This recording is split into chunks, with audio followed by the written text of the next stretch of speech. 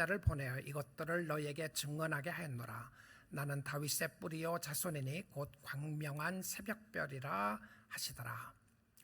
성령과 신부가 말씀하시기를 오라 하시는도다. 듣는 자도 오라 할 것이요 목마른 자도 올 것이요 또 원하는 자는 값없이 생명수를 받으라 하시더라.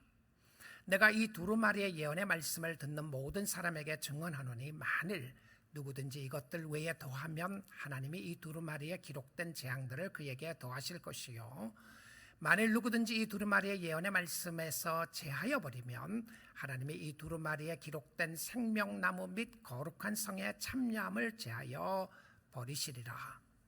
이것들을 증언하시니가 이르시되 내가 진실로 속히 오리라 하시거늘 아멘. 주 예수여 오시옵소서. 아멘. 하나님의 말씀이었습니다.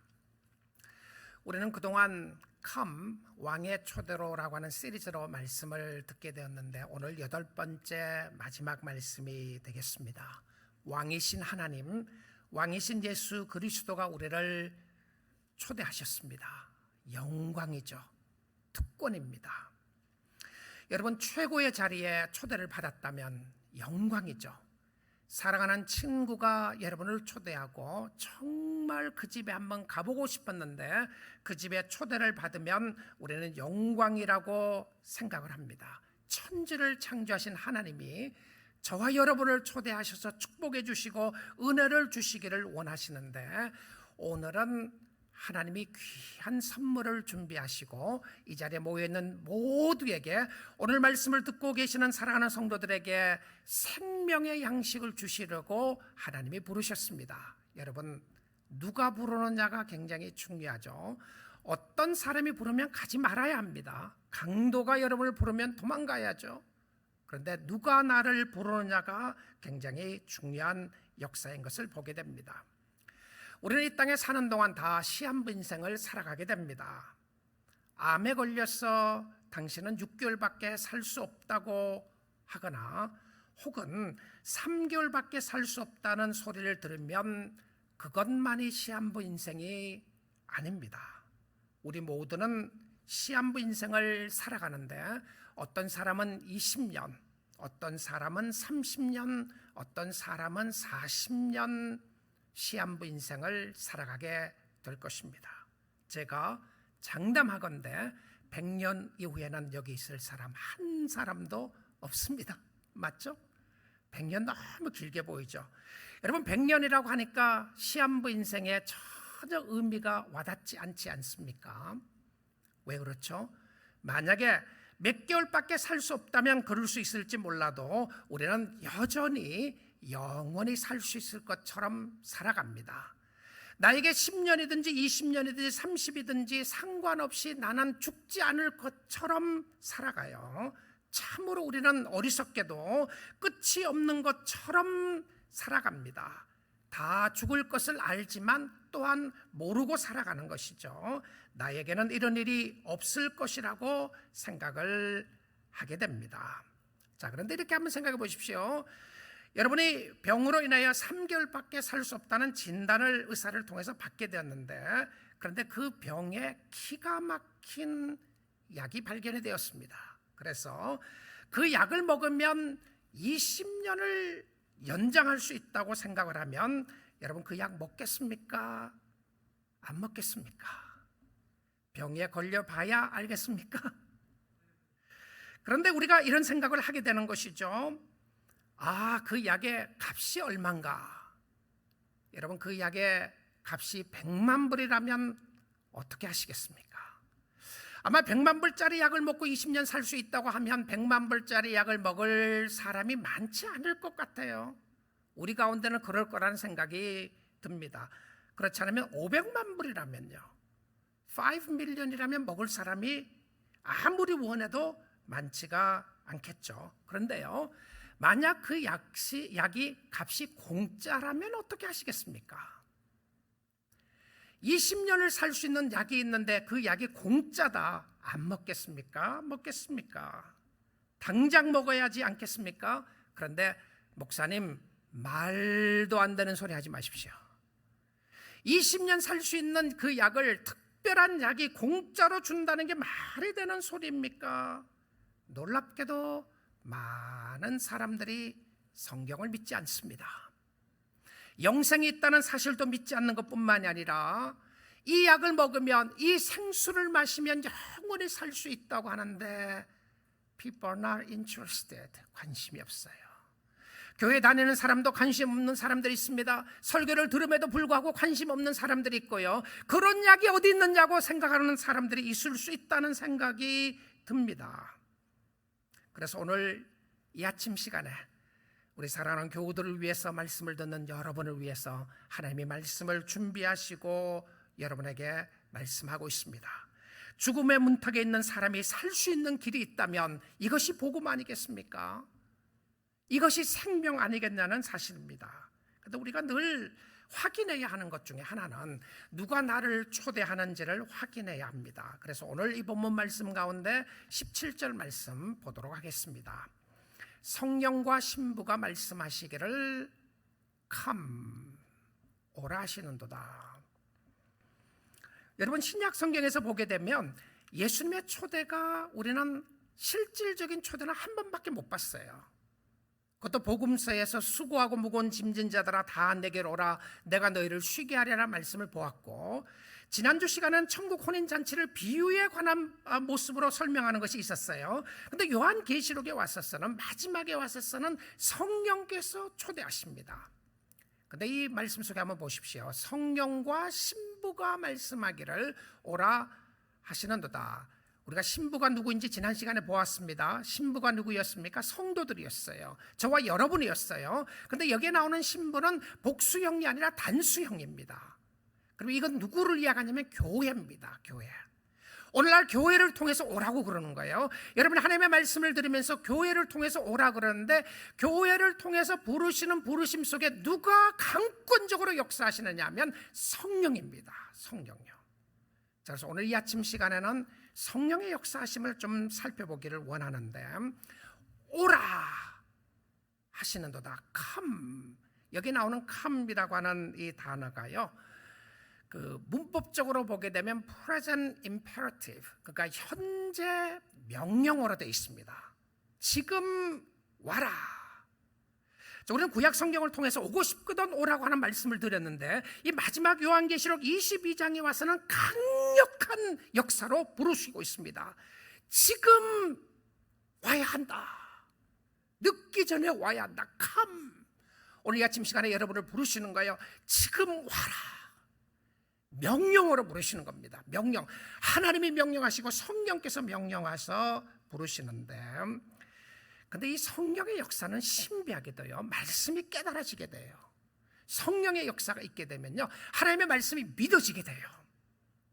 도저히 안 믿어질 것 같은 게 믿어지는 거예요. 생수를 마시면 살 수 있다는 말씀이 확 마음속에 믿어지기 시작하는 겁니다. 이건 성령의 역사입니다. 그런데 예수님께서 이 땅에 계시는 동안에 성령의 역사에 대해서 이렇게 설명을 하셨습니다. 요한복음 14장 25절 26절인데요. 내가 아직 너희와 함께 있어서 이 말을 너희에게 하였거니와. 예수님이 성육신 하셔서 이 땅에 계실 때에 제자들과 말씀을 듣는 사람들에게 이렇게 이야기하신 겁니다. 내가 함께 있어서 너희에게 이야기를 하는데, 그 이야기의 내용이 무엇이었냐면 26절 보겠습니다. 보혜사, 카운셀러입니다. 카운셀러. 보혜사, 돕는 자이죠. 도움을 주는 자. 성령은 돕는 자입니다. 자, 근데 무엇을 돕고 있는지, 누구를 돕고 있는지 확인을 해보셔야 합니다. 이 보혜사는 곧 아버지께서 내 이름으로 보내실 성령. 그러니까 아버지는 천지의 창조자이신 야훼 하나님이죠. 하나님이 누구의 이름으로, 내 이름이 누구입니까? 예수의 이름입니다. 자, 아버지가 성령을 보내는데 그 성령의 어떤 역사로 오게 되냐면 반드시 예수를 통해서 오게 됩니다. 예수와 상관없는 성령이 또 돌아다니다가 어느 날 여러분의 심령에 가서 가슴을 뜨겁게 하고 성령의 역사로 말미암아 마음이 뜨거워지더라. 예수와 상관없는 영일 수도 있어요. 그런데 예수님의 영이 임하게 되면 그가 너희에게 모든 것을 가르치고, 누가요? 성령이 가르쳐 주세요. 그리고는 뭐라고 되어 있습니까? 내가 너희에게 말한 모든 것을 생각나게 하리라. 여러분, 어느 날 정말 절망 가운데 힘들고 어려운 상황이 있게 됐는데 말씀이 확 부딪힐 때가 있죠. 사랑하는 딸아, 사랑하는 아들아, 두려워하지 말라. 내가 너와 함께 한다는 말씀이 들려지는 거예요. 아무것도 염려하지 말고 오직 모든 일에 기도와 간구로 너희 구할 것을 감사함으로 하나님 앞에 하려라. 이 말씀이 확 부딪혀져요. 외로움과 절망과 낙심과 소망을 갖지 못하고 살아나가는 심령성에 어느 날 말씀이 확 부딪혀집니다. 이게 뭡니까? 성령의 역사입니다. 성령께서 하나님의 말씀을 깨닫게 한다는 거예요. 자, 성령의 역사가 없이는 아무도 말씀을 깨달을 수가 없습니다. 말씀을 열심히 공부하는 사람들이 많아요. 학자들도 있습니다. 그런데 이 학자들이라고 해서 말씀을 제대로 깨닫는 건 아닙니다. 아무리 말씀에 대해서 무식한 사람이라고 할지라도요, 그 사람이 성령의 역사가 임하면 말씀이 깨달아지는 거예요. 믿어지는 겁니다. 오늘 일부 예배 끝나고 나오더니 어떤 권사님이 그러셨어요. 목사님, 말씀이 너무너무 들려져요. 무슨 말씀인지 너무 들려져요. 성령의 역사라고 그랬습니다. 성령의 역사라고요. 목사가 말 잘해서 말씀이 들려지는 것이 아니고 설교가 늘 듣고 싶은 소식이어서 들려지는 것이 아니라 어느 날 여러분의 심령에 강권적으로 성령이 가르치시는 거예요. 그래서 성령의 역사를 사모하세요. 주님, 살아계신 성령님, 내가 마음을 열고 주님이 깨닫게 해주시고 주님이 내 마음을 어루만져 주시기를 원합니다. 내가 지난 수십 년 동안 설교를 들었는데 하나도 깨달아지는 것이 없다고요? 성령의 역사가 없기 때문에 그렇습니다. 성령의 역사를 사모하세요. 자, 그것뿐만이 아닙니다. 예수님이 계속 강조를 하시는데요, 15장 26절 한번 보겠습니다. 내가 아버지께로부터 너에게 내가 보냅니다. 예수님이 보내시는 건데 아버지께로부터 나왔어요. 보혜사 곧 아버지께로부터 나오시는 진리의 성령이 오실 때에, 잘 보십시오, 성령의 역할은 내가 능력을 받아서 내가 얼마나 잘났는가를 이야기하는 것이 아니었습니다. 내가 예언을 하느냐, 방언을 하느냐, 병이 낫느냐, 그걸 이야기하는 것이 아니고요, 진짜 성령의 역사가 있게 되면 어떤 역사가 일어나죠? 그가 나를 증언하실 것이요, 예수를 증언해요. 예수님이 살아계신 하나님이라는 것이 믿어지게 되고 예수님이 나의 구원자라는 것이 믿어지게 되고 말씀이 믿어지게 되는 것이 성령의 역사였습니다. 자, 성령의 역사가 어느 날 또 돌아다니는 파워로 생각하지 마세요. 하나님의 말씀에는 반드시 능력이 있습니다. 그런데 성령은 능력으로 국한시킬 수가 없어요. 성령은 인격체이신 하나님이에요. 그런데 그 성령의 역사가 오시면 예수 그리스도를 증언한다고 되어 있습니다. 자, 그런데 예수님이 초대를 하시면서 성령께서 우리의 심령 가운데 강권적으로 오늘 아침 시간에 부르는 거예요. Come, 나에게 와라. 그런데 무엇을 주시기를 원하십니까? 여러분, 예수 믿고 뭘 받고 싶으세요? 진짜 여러분이 예수 믿으면서 예수 믿는 것은 받은 증거 많도다, 무슨 증거를 그렇게도 받고 싶어 하시나요? 자, 오늘 예수님이 준비하신 것이 무엇인지를 한번 보겠습니다. 17절 다시 봅니다. 자, 끝부분에 가서 보시면 값없이 생명수를 받으라 하시더라. 자, 여러분이 오늘 이 아침 시간에 정말 예수를 믿으면서 받아야 할 것 중에 하나가, 꼭 놓치지 말아야 될 것 중에 하나가 생수입니다. 물을 받고 가셔야 돼요. 물을, 생명수를 받으라 하시더라. 이 물이요, 기적의 물입니다. 이 물이 여러분의 영혼을 살리는 물입니다. 이 물을 마시게 되면 영원히 살 수가 있어요. 그런데 이 물을 여러분이 받으셔야 돼요. 자, 이 생명의 물은 어디서 나오느냐면 생명나무에서 나와요. 그래서 오늘 19절 말씀 보겠습니다. 만일 누구든지 이 두루마리의 예언의 말씀에서 제하여 버리면 하나님이 이 두루마리에 기록된 생명나무와 및 거룩한 성의 참여함을 제하여 버리시리라. 지난 시간에 우리가 거룩한 성 예루살렘을 봤습니다. 천성이죠. 하나님의 나라를 이야기했던 것이고요, 하나님의 나라에 못 들어가고요, 생명나무의 강가로도 못 들어가도록 막아버렸습니다. 자, 아담과 하와가 범죄하고 난 이후에 에덴 동산에 생명나무가 있었습니다. 그 생명나무의 상징은 영원히 사는 것이었어요. 근데 그 생명나무를 화영검으로 막아버리시고 아담과 하와를 에덴 동산에서 쫓아내셨습니다. 그래서 그들이 죽었어요. 그럼 이 생명나무에서 나오는 생수를 마시지 않으면 살 수가 없는데, 근데 경고의 메시지를 합니다. 경고가 무엇이죠? 하나님의 말씀을 제하여 버리면, 무슨 말입니까? 말씀을 믿지 않는 겁니다. 말씀을 믿지 않으면 영생을 얻을 수가 없어요. 예루살렘 성에 들어갈 수가 없습니다. 예언의 말씀에서 제하여 버린다고 하는 것은 하나님의 말씀과 상관없이 살아가는 사람들을 이야기하는 것이죠. 그런데 이 생명나무, 생수 전부 다 결과적으로 무엇을 상징하고 누구를 상징하는지 압니까? 이건 예수를 상징합니다.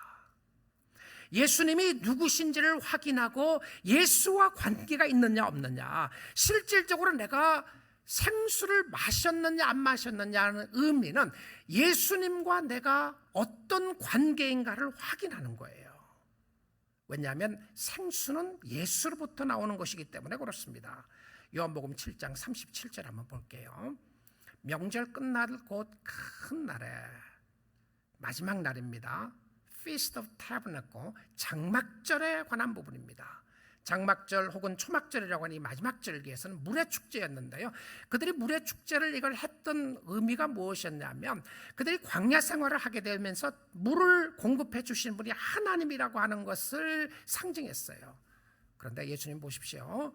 예수께서 서서 외쳐 이르시되 누구든지 목마르거든 내게로 와서 마시라. 예수님의 파티를 완전히 스포일 시켰습니다. 하나님이 제정하신 장막절과 초막절 파티를 완전히 망쳐버렸어요. 자, 예수가 도대체 이럴 수 있어요? 예수가 하나님이시거나 본인이 한 이야기가 다 맞거나 아니면 다 틀린 겁니다. 말도 안 되는 일을 한 거예요.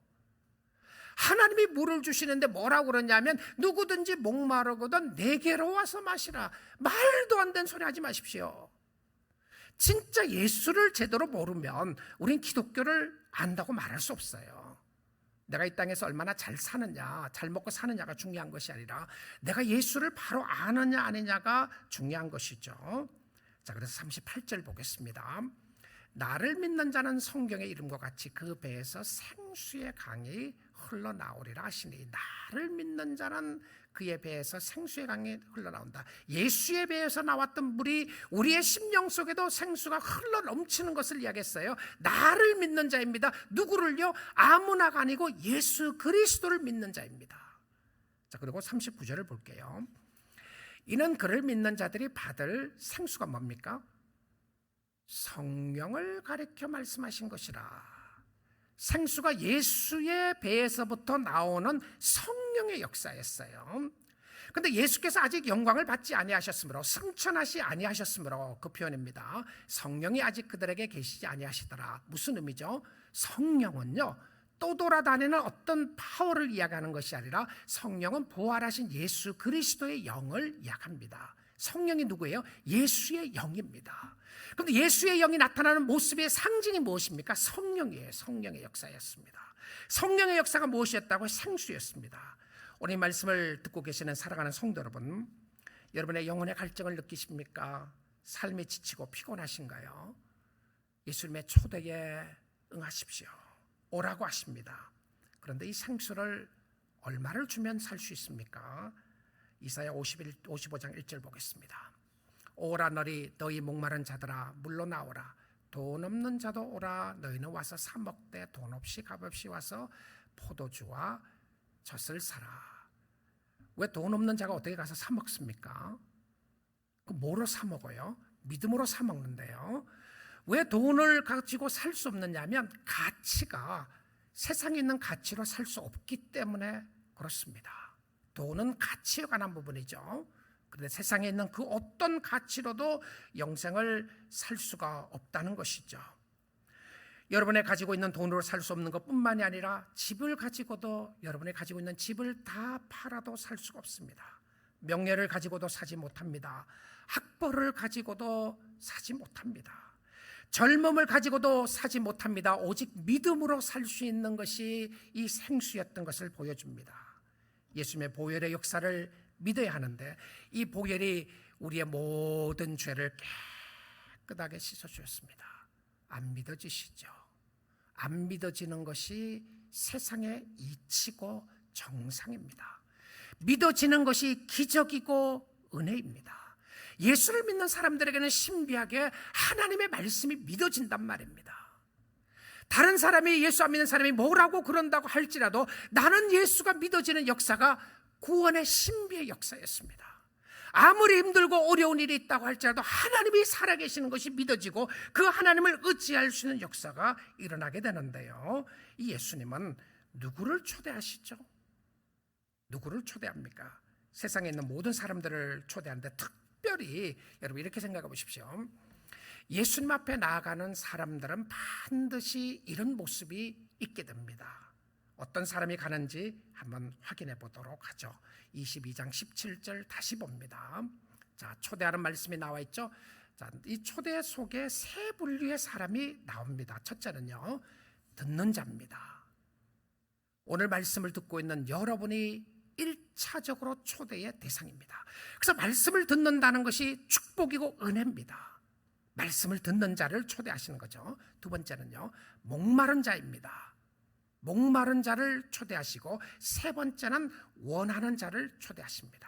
자, 신비하게도요, 하나님 앞에 나아가는 사람들은 우리의 신분과 상황 때문에 가지 않아요. 80세 이상은 와라, 20세 이하는 와라, 남자는 와라, 여자는 와라, 이만큼 공부한 사람은 와라, 이만큼 돈이 있는 사람은 와라, 아니면 돈이 하나도 없는 사람은 오고 학교를 다니지 않는 사람은 와라. 그런 거 아무것도 없어요. 누구를 초대하신다고요? 듣는 자들, 목마른 자들, 그 다음에 원하는 자들입니다. 그런데 신비하게도 또 우리가 목이 마르지 않는 모습을 느끼게 되는 것이죠. 제가 이렇게 묵상을 해보게 됩니다. 도대체 영적 갈증이라는 것이 무엇인가? 하나님이여 사슴이 시냇물을 찾기에 갈급한 같이 내 영혼이 주님을 찾기에 갈급하나이다. 여러분, 영적으로 갈급하는 모습이 언제 나타나냐면 이런 증상이 있을 거라는 생각이 듭니다. 마음이 공허할 때에 너무 엠티한 느낌을 갖는 거죠. 마음이 너무 외로울 때입니다. 함께 있어도 외로울 때 있죠. 친구가 없어서가 아니라 누구와 함께 있음에도 불구하고 너무 외로운 거죠. 열심히 살았다고 살았는데 삶의 의미를 찾지 못할 때예요. 열심히 모든 것을 가졌다고 생각했는데 만족이 없을 때, 여러분, 그것은 공허함의 사인입니다. 근데 그때에 하나님을 찾을 수 있는 좋은 시간입니다. 그렇지 않으면 여러분, 주님을 섬기고 주님을 사랑하는 때가 너무 좋았는데 그 은혜가 너무 귀해서 또 은혜를 찾고 싶은 거예요. 지난주에 은혜를 받았습니다. 그럼에도 불구하고 오늘 또 은혜를 받고 싶은 갈급한 마음이 생기게 되는 거죠. 목마른 자입니다. 갈증이 있다는 것 좋은 것입니다. 그 다음에는 생수를 누구에게 주느냐 하면 원하는 자에게 주는데요, 하나님은 값없이 주어지는 생수는 원하는 자에게 주신다고 되어 있어요. 우리가 병에 걸린 걸 압니다. 병에 걸린 걸 아는데 이 약을 먹으면 나을 수 있어요. 그런데 하나님께서 이 약이 있다고 이야기를 해줘요. 오늘 말씀을 듣는 사람들에게 여러분의 죄의 병을 고칠 수 있는 약이 있다고 이야기를 하는데 어떤 사람들은 원하지 않아요. I don't want that. 아마 다양한 이유가 있을 것 같아요. 나는 죄인이 아니다. 나는 아픈 사람이 아니다. 바리새인들과 사두개인들과 종교 지도자들 그렇게 생각했던 것 같아요. 나는 아픈 사람이 아니다. 그래서 병든 자에게 의사가 필요하고 건강한 사람들은 의사가 필요 없다고 비꼬듯이 예수님이 그렇게 표현한 것이죠. 나는 아프지 않다. 나는 세상의 만사형통이고 내 인생은 내가 알아서 잘 살아가면 된다고 생각하는 사람들은 원하지 않는 거죠. 아니면 안 믿어지는 사람이 있을 것 같아요. 아무리 성경이 이야기를 해도 안 믿어진다. 그래서 공짜로 준다는 게 말이 되는 것이냐? 안 믿어진다. 여러분, 그런 사람들에게 하나님이 이렇게 하시면 어떻겠어요? 그 사람에게 세상에 있는 모든 사람들에게 믿으란 말고 빼버리고 다 그냥 투입시켜주면 어때요? 한꺼번에 그냥 다 주는 거죠. 이 사람들 약 주고 저 사람들 약 주고 다 원하는 원자 다 주면 어떻겠습니까? 근데 그게 우리 생각입니다. 하나님의 방법은 그게 아니에요. 우리가 자원하는 심령을 가지고 주께 나오기를 원하세요. 이 선악과를 먹으면 정령 죽으리라고 말씀하셨던 하나님께서 그에게 자유의지를 주신 거죠. 죽을 것 알았습니다. 하나님이 알았죠. 그럼에도 불구하고 하나님이 그냥 내버려 두신 것은 하나님을 선택할 것이냐 죄를 선택할 것인가 내버려 둔 것이었습니다. 오늘날도 마찬가지예요. 여러분의 선택에 의해서 지옥에 가는 겁니다. 하나님이 보내서 가는 게 아니고요. 하나님은 처음부터 여러분이 지옥에 가는 거 원하지 않으셨어요. 지금도 원하지 않습니다. 하나님을 버리고 외면하고 하나님을 떠나 있는 사람들에게 경고의 사인으로 주신 것이 무엇이었냐면 멸망입니다. 그런데 하나님은 아무도 멸망하는 것을 원하지 않았어요. 죽기로 나기를 원하시는데, 근데 하나님의 방법이 뭐죠? 원하는 자에게만 주시는 겁니다. 그래서 여러분이 원하시고 사모를 하셔야 되는 겁니다. 하나님, 내가 주님을 원합니다. 사모합니다. 그리고는 하나님이 이렇게 확인시켜 줍니다. 요한복음 6장 35절에서 37절인데요. 예수께서 이르시되 나는 생명의 떡이니 내게 오는 자는 결코 줄이지 아니할 터이요 나를 믿는 자는 영원히 목마르지 아니하리라. 오늘 성찬의 모습이죠. 생명의 떡이고 생명의 잔이다. 누가요? 내가. 자, 여러분, 성찬을 참여하면서 내가 만족하다는 사람이 있으시나요? 육신적으로 전혀 만족하지 않죠. 빵 조각 하나 먹고 포도주 조금 마시면서 무슨 만족이 있겠습니까? 근데 영적으로 만족함을 주시는 것을 이야기하고 있는 것이죠. 26절입니다. 그러나 내가 너희에게 이르기를 너희는 나를 보고도 믿지 아니하는도다 하였느니라. 여러분, 어떤 사람이 아직 혹시 오늘 또 그런 생각하시는 사람이 있을지 모르겠는데요. 내가 주님을 잘 안 믿고 못 믿는 것은 보여주지 않기 때문에 그렇다. 보여주시면 믿겠다. 여러분, 예수님이 직접 오셔서 말씀해도 예수님을 보고도 안 믿었어요. 그러면 우리는 예수님을 보지 않고 성경을 통해서 믿어지는 것이 어찌 이것이 기적이 아니겠습니까? 성령의 역사가 없이는요 믿어지지 않아요. 그런데 예수님을 보는데도 믿지 않는 사람들이 많이 있었습니다. 그래서 믿음을 위해서 기도하세요. 하나님, 성령의 역사를 내가 믿어지게 해주세요. 교회만 다니지 마시고요, 건성으로 종교 생활만 하시지 마시고 예수를 믿으셔야 합니다. 예수님 안에 들어가셔야 되는 것이죠. 자, 37절 볼게요. 37절에 아버지께서 내게 주시는 자는 다 내게로 올 것이요 내게 오는 자는 내가 결코 내쫓지 아니하리라. 하나님의 품에 가면 하나님이 확실히 맞이해 주시고 축복해 주십니다. 자, 마지막입니다. 여러분, 마지막에 이 요한계시록 22장에서는 성경의 어떤 중요한 진리의 말씀을 할 때마다 늘 증인자를 세웁니다. 그래서 두세 사람의 증언자를 꼭 세우겠어요. 그런데 이 요한계시록 마지막 장에 오면서 사실 요한계시록뿐만이 아니라 성경 전체를 증언자로 세웁니다. 증인으로요. 우리 오늘 말씀을 듣고 계시는 여러분, 누가 이야기하면 믿으실래요? 누가 이야기하면요? 목사가 이야기하는 것 안 믿잖아요. 어떤 사람들은요. 여러분, 아버지가 와서 이야기하면 믿으시겠습니까? 여러분, 남편이 이야기하면 믿으시겠어요? 여러분, 아내가 이야기하면 믿으시겠습니까? 여러분의 자녀가 이야기하면 믿으시겠습니까? 대통령이 와서 이야기하면 믿으시겠습니까? 워런 버핏이 와서 이곳에서 경제 강의를 하면 그것만 믿으시겠습니까? 누가 이야기하면 여러분 믿으시겠냐는 겁니다. 그래서 이 말씀 속에 증언자를 세우는데요, 증언자 세 사람을 세웁니다. 이 증언을 한다고 하는 것은 이 순교자라고 하는 의미예요. 목에 칼이 들어와도 목숨 내놓고 증언하는 사람들입니다. 목숨 내놓고 이것을 증언하는데 무엇을 증언하느냐면 예수를 증언해요. 어린 양이신 예수 그리스도, 만왕의 왕이신 예수를 증언하는데 누가 증언하는지 한번 보겠습니다. 먼저 16절입니다. 나 예수는 나 예수는 교회들을 위하여 내 사자를 보내어 이것들을 너희에게 증언하게 하였노라. 이미 증언했습니다. 누구를 통해서요? 사자가 누굽니까? 천사들입니다. 예수님이 천사를 보내서 예수를 증언하게 했고요. 그 다음에 이 사자들이 누구입니까? 선지자들이죠. 또 하나님이 보내신 목회자들입니다. 이 사람을 통해서 증언한 거예요. 하나님이 살아계시다고 증언했고 예수 그리스도가 살아계시다고 증언했어요. 그 예수가 누구라고요? 신약시대에 갑자기 나타난 예수가 아니라 다윗의 뿌리요 자손이니 곧 광명한 새벽별이라. 광명한 새벽별이 메시아가 탄생했을 때 나타났던 별이 광명한 새벽별이었습니다. 그리고 그는 다윗의 뿌리요 자손이었습니다. 자, 두 번째 증언자를 세우게 됩니다. 18절인데요. 내가 이 두루마리의 예언의 말씀을 듣는 모든 사람에게 증언하노니 만일 누구든지 이것을 들 외에 더하면 하나님이 이 두루마리에 기록된 재앙들을 그에게 더하실 것이요. 이 내가 누구죠? 내가 누굽니까? 나는 사도 요한입니다.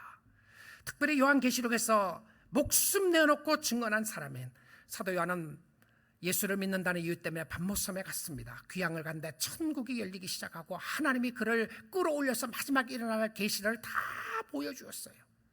그리고는 그는 목숨 내놓고 증언합니다. 내가 이것을 증언하는데, 이 예언의 말씀을 듣는 모든 사람에게 증언하는데 이것 더하거나 빼지 말고 이 말을 믿으라는 겁니다. 오늘 여러분에게 말씀합니다. 우리 사랑하는 성도 여러분, 성경을 믿으시고 예수를 믿으십시오. 예수님 앞으로 나오십시오. 성령께서 여러분을 오늘 또 이 시간에 초대하면서 주님 앞에 나오라고 합니다. 그리고 세 번째 증언자를 세우게 됩니다. 22장 20절입니다. 이것들을 증언하시니가 이르시되, 이것들 증언하시니가 이르시되 내가 진실로 속히 오리라 하시거늘 아멘. 주 예수여 오시옵소서.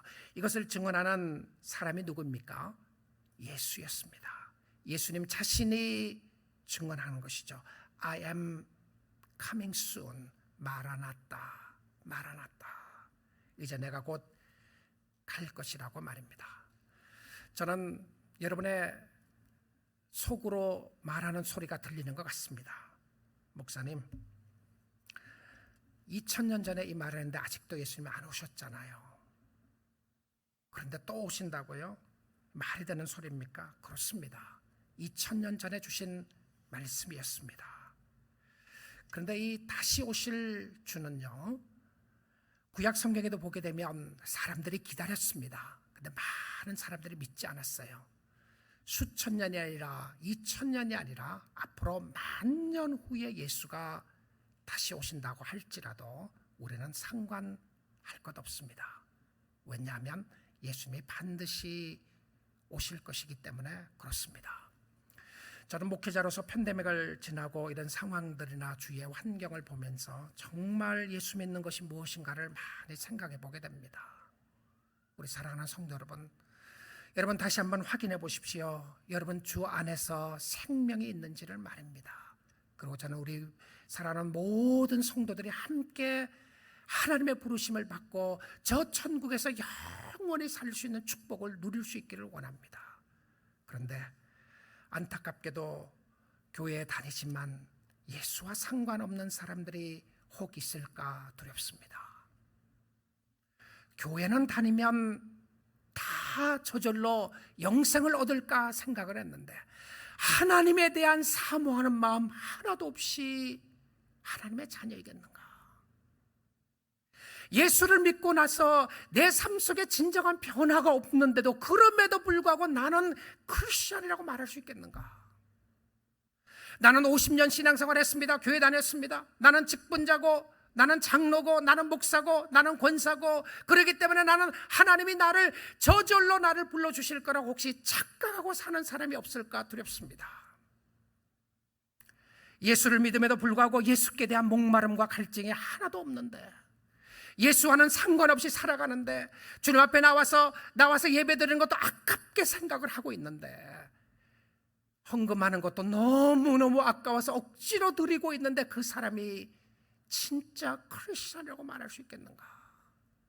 봉사를 마지 못해서 하고 있는데 늘 할 때마다 불평이 나고 원망이 나고 왜 저 사람은 안 하느냐 생각을 하고 있는데, 그것이 오랫동안 지속됐는데 그 사람이 진짜 그리스도인일까 생각하지 않을 수가 없습니다. 하나님을 믿는 사람들의 삶 속에는 생수를 사모하는 마음이 있었고요, 예배를 사모하고 하나님 앞에 가까이 가고자 하는 열정이 있었습니다. 힘들고 어려운 가운데서도 주님을 사랑하고 주님을 바라보는 역사가 있었는데, 여러분, 언제 죽는들 우리는 반드시 죽을 때가 올 것입니다. 언제 죽느냐 차이만 있는 것뿐이지, 제가 오늘 죽을 수도 있고요, 내일 죽을 수도 있어요. 하나님의 특별한 섭리 가운데 50년을 더 살 수 있을지 모르겠습니다. 그럼 100세가 넘게 사는 건데요, 정말 끔찍합니다. 그렇게 살까 봐 무서워요, 솔직히. 여러분, 그렇지 않으세요? 이 땅에서 오래 산들 무슨 의미가 있겠어요? 주님을 모른다면. 영원히 살 수 있는 길이 있는데 그 길을 놓치고 있다면, 여러분, 100세까지 다 사신다고 생각해 보십시오. 그리고 100세까지 살 수 있는 모든 것이 다 준비됐다고 생각해 보십시오. 경제적으로 모든 것이 다 준비됐고 건강도 다 준비되어 있는데 100세까지 사신다고 생각해 보십시오. 그것이 최고의 축복이라고 말할 수 있겠습니까? 영생이 있는데. 100세라고 하는 그 나이는 정말 숫자에 불과합니다. 영원의 라인을 이야기하면 도장을 찍지도 못하고 점을 찍지도 못해요. 영원히 있는데요. 우리 사랑하는 성도 여러분, 저는 여러분을 영생의 길로 초대합니다. 여러분의 마음이 좌절되고 낙심되고 절망될 때에 다른 곳에서 만족을 찾지 마시고요, 예수님 앞으로 나오십시오. 누구든지 죽게 올 수 있습니다. 누구든지 예수를 믿을 수 있고 누구든지 예수 안에서 영생을 얻을 수 있는 축복을 주어지고 있습니다. 하나님 감사합니다. 찬양합니다.